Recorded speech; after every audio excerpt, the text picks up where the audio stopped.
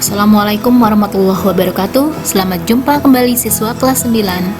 Kita kembali bersama Ibu Linda di part kedua siap ujian sekolah seni budaya SMP 2020-2021. Di part 1 kita sudah belajar tentang seni rupa dan sekarang kita belajar tentang seni musik.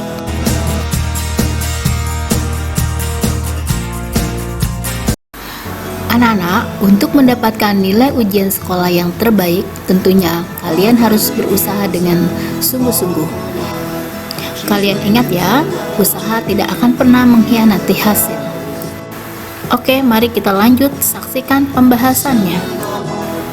Bernyanyi unisono adalah bernyanyi satu suara.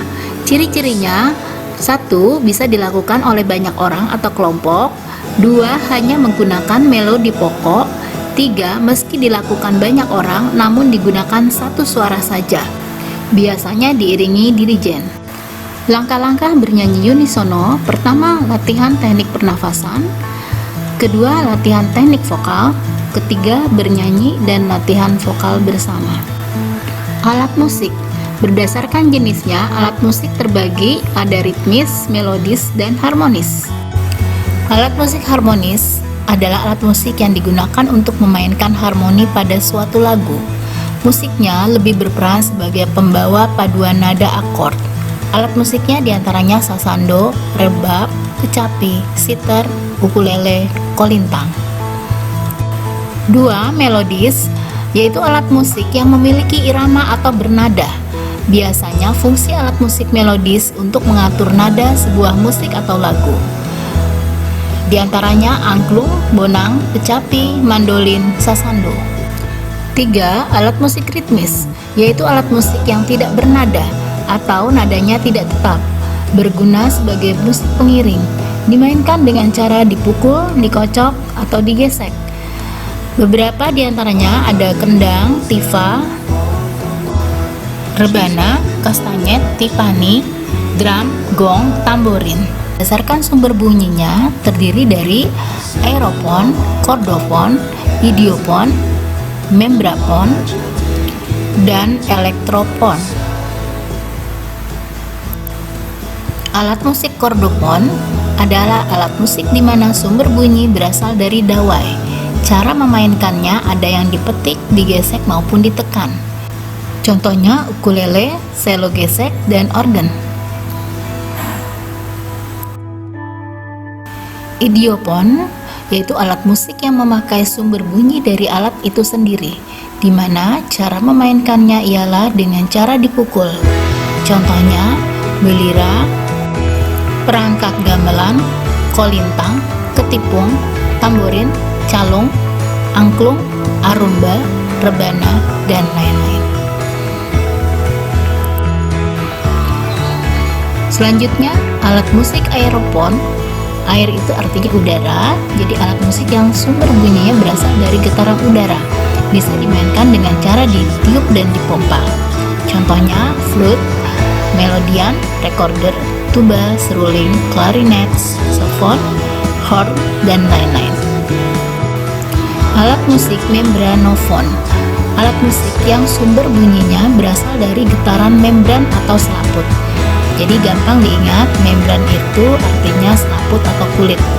Contohnya pada tamborin, ketipung, tam-tam, senar drum, beduk, rebana, kendang, gendering, timpani, dan lain-lain. Elektropon yaitu alat musik yang sumber bunyinya dari rangkaian elektro dari alat tersebut. Contohnya adalah keyboard. Baik, selanjutnya kita mengenal lagu permainan dari Jakarta. Dalam permainan bagi anak-anak di Jakarta ada lagu Hompi, Tung Keripik, Dang Dangtut, Cici Putri, Wak Wak Gung, Keripik Jengkol, Jali Jali. Nah, itulah sebagian lagu pengiring permainan anak-anak rakyat dari Jakarta. Selanjutnya kita pelajari perbedaan mamaca dan macapat. Mamaca adalah teknik bernyanyi yang biasanya di masyarakat Jawa Barat, sedangkan macapat di masyarakat Jawa Tengah. Kemudian yang kedua, mamaca merupakan pepantunan yang memperhatikan suku kata, sedangkan macapat mengabaikan suku kata. Jadi itulah perbedaan teknik bernyanyi mamaca dan macapat pada masyarakat Pesinden di daerah Jawa Barat dan Jawa Tengah. Selanjutnya kita pelajari beda gitar dan ukulele. Kalian sering melihat tentunya ya. Perbedaannya pertama, ukuran gitar lebih besar, ukulele lebih kecil.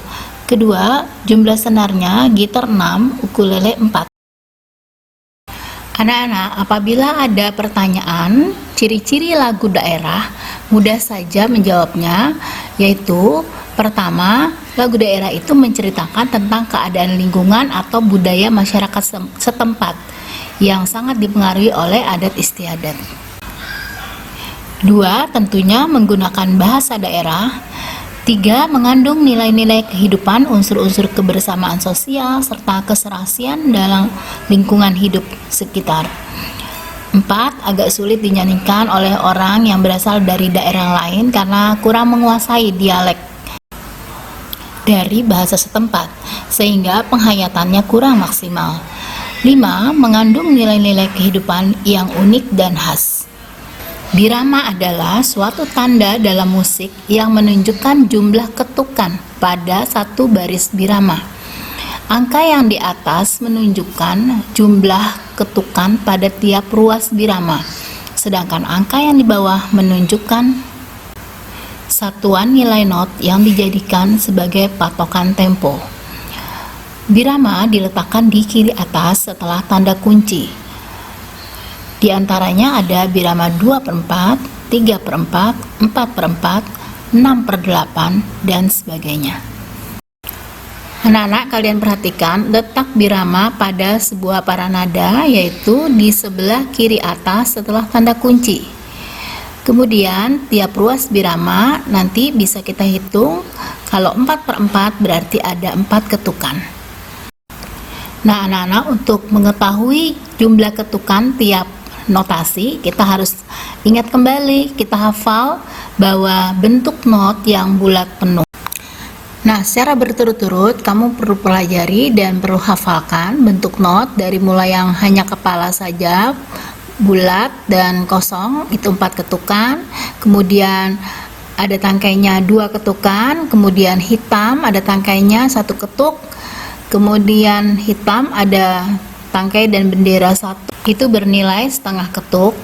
Ada bendera 2 bernilai 1/4 ketuk, bendera 3 bernilai 1/8 ketuk. Begitu juga dengan tanda diamnya, juga kalian perhatikan, amati bentuknya. Kalau kalian sudah tahu rumusnya, kalian tidak akan kesulitan dalam menentukan birama pada sebuah lagu. Sekarang amati, ada 2 gambar paranada. Di A dan B itu sama-sama birama 4/4, tetapi bentuk notnya berbeda-beda. Jadi tergantung nilai ketukannya. Nah, selanjutnya anak-anak, ini seringkali keluar dalam soal tentang jenis suara manusia. Berturut-turut dari tinggi, sedang, dan rendah. Suara wanita ada sopran, mezzosopran, alto. Suara pria ada tenor, bariton, bass. Dan suara anak-anak tinggi dan rendah. Selanjutnya tentang ornamentasi pada lagu. Ornamen itu adalah hiasan. Jadi bisa berupa penambahan nada-nada tertentu dengan tujuan untuk memberikan hiasan pada melodi dan harmoni utama sebuah lagu, baik dalam permainan alat musik maupun dalam bernyanyi. Sedangkan improvisasi adalah usaha memperindah lagu dengan merubah atau menambah sebagian melodi lagu tanpa merubah melodi pokoknya. Resonansi adalah usaha untuk memperindah suara dengan memfungsikan rongga-rongga udara yang turut bervibrasi atau bergetar di sekitar mulut dan tenggorokan. Artikulasi adalah pengucapan atau pengeluaran nada yang jelas atau teknik untuk memproduksi suara yang baik dalam mengucapkan suara yang jelas. Nyaring dan merdu sehingga terdengar indah. Faktor yang diperhatikan dalam hal ini adalah sikap badan dan posisi mulut. Nah, demikian anak-anak pendalaman materi ujian sekolah. Sukses untuk kalian semua. Jangan lupa like, subscribe, dan tekan tombol loncengnya. Terima kasih. Wassalamualaikum warahmatullahi wabarakatuh.